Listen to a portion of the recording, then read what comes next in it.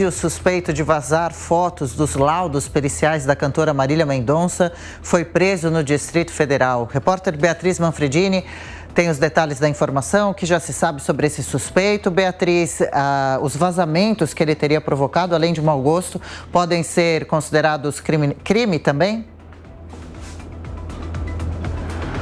Podem, Adriana, podem ser considerados crime.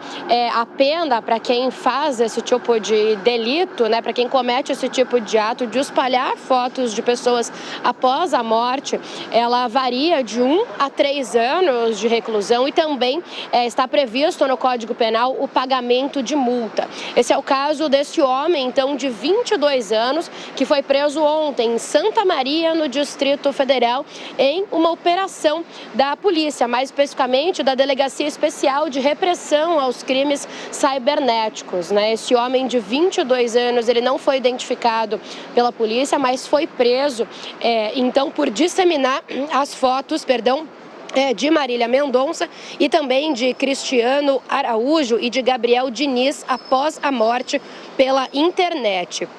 O que se sabe até agora é que esse vazamento de fotos foi ilegal, partiu provavelmente do processo de investigação dessas mortes.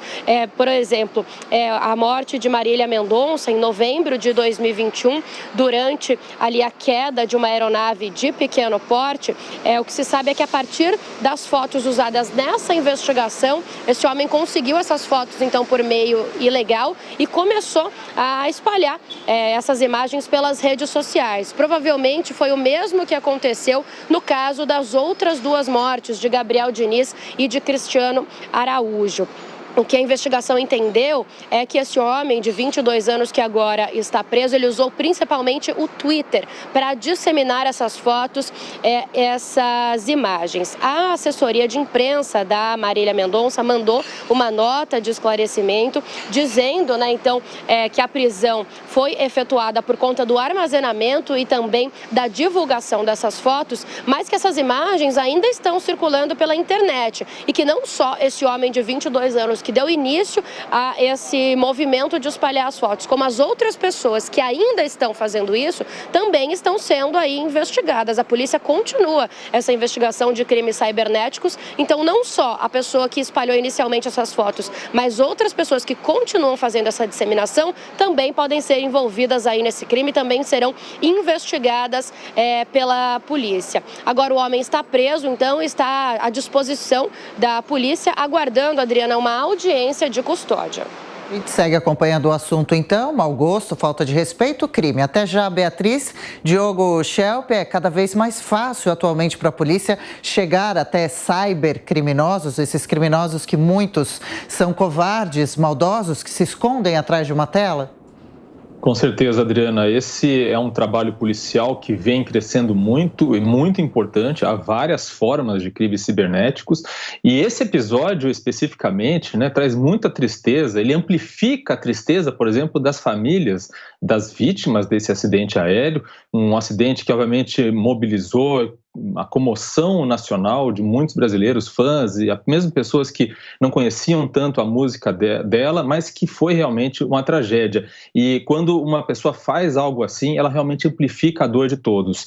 E a gente precisa lembrar, houve um episódio anos atrás, quando os Mamonas Assassinas, aquele grupo, também, os integrantes morreram num acidente aéreo. Houve também um vazamento. Naquela época não havia internet, havia internet, mas não havia as redes sociais de tal forma, mas houve também o vazamento de fotos dos corpos e isso chocou também muita gente. Então, atualmente é mais fácil encontrar os responsáveis por esse tipo de crime. Pois é, Kobayashi, o Schelp lembra da morte dos Mamonas Assassinas. Em 96, a internet estava engatinhando ainda, pelo menos a internet popular, com acesso pela internet, todo mundo com imagens. Agora, de 96 até hoje, nós tivemos o marco legal da internet, se discute também outras medidas para coibir esse tipo de coisa, mas a justiça ainda é falha em relação a isso?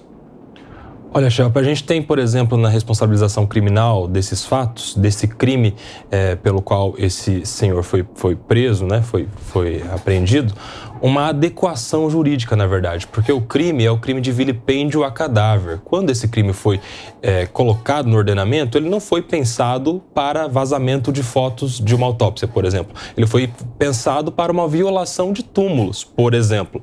E hoje o que se faz é uma adequação jurídica. Então a gente precisa ainda de uma modernização na nossa legislação para que se contemple, por exemplo, esta forma de crime que tenha uma expansão muito maior. Porque na rede social você não vilipendia o cadáver para um grupo de pessoas ou simplesmente na ocultação de um cemitério, por exemplo. Na rede social você vilipendia para uma rede inteira, para milhões de pessoas, e é a mesma pena. Ou seja, a gente precisa de uma modernização no nosso sistema legal para que esse crime seja punido especificamente. A gente tem uma evolução legal importante com a LGPD, por exemplo, o próprio marco que você já trouxe, mas a gente ainda tem uma legislação atrasada em relação a esse tipo de crime.